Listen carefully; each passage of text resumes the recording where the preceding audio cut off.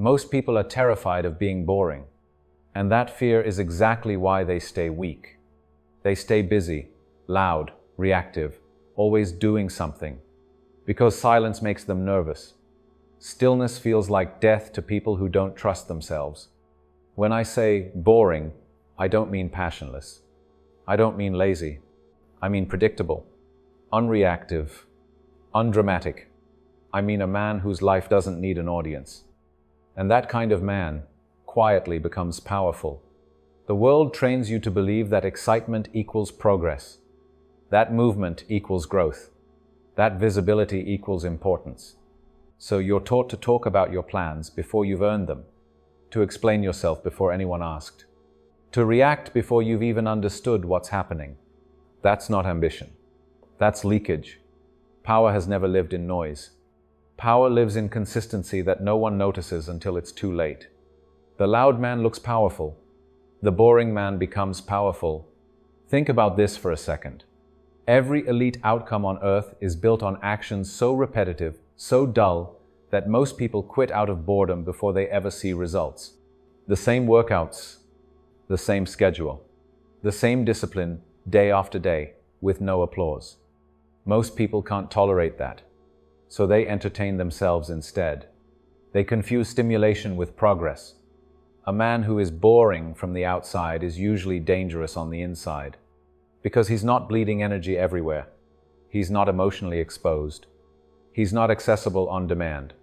He wakes up at the same time, trains without posting, works without announcing, moves without explaining. From the outside, it looks dull. From the inside, it's compounding. Here's something uncomfortable most people never realize. People call you boring when they can't access you.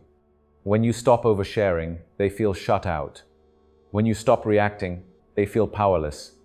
When you stop explaining your choices, they feel irrelevant. And instead of admitting that discomfort, they label you cold, boring. What they really mean is, I can't read you anymore. Emotional control looks like boredom to emotional people. Not reacting to insults, not defending your ego, not engaging in pointless arguments. You're not above them. You're just no longer available for nonsense. Now, most of you are thinking, so you're saying I should live a small life? No. I'm saying stop living a performative one. Most lives aren't lived, they're broadcast. Suffering is announced. Plans are teased. Progress is exaggerated. And all of that drains energy that should have gone into execution. Boring men don't explain themselves. They don't need to be understood in real time. They let outcomes speak later. Excitement burns fast. Boredom compounds. There's a reason disciplined men are often misunderstood. They don't give emotional feedback. They don't rush to respond. They don't match other people's urgency. And that unsettles people, because urgency is a control mechanism. Drama is a leash. Reactivity is predictable. When you remove those things from your life, people lose leverage over you.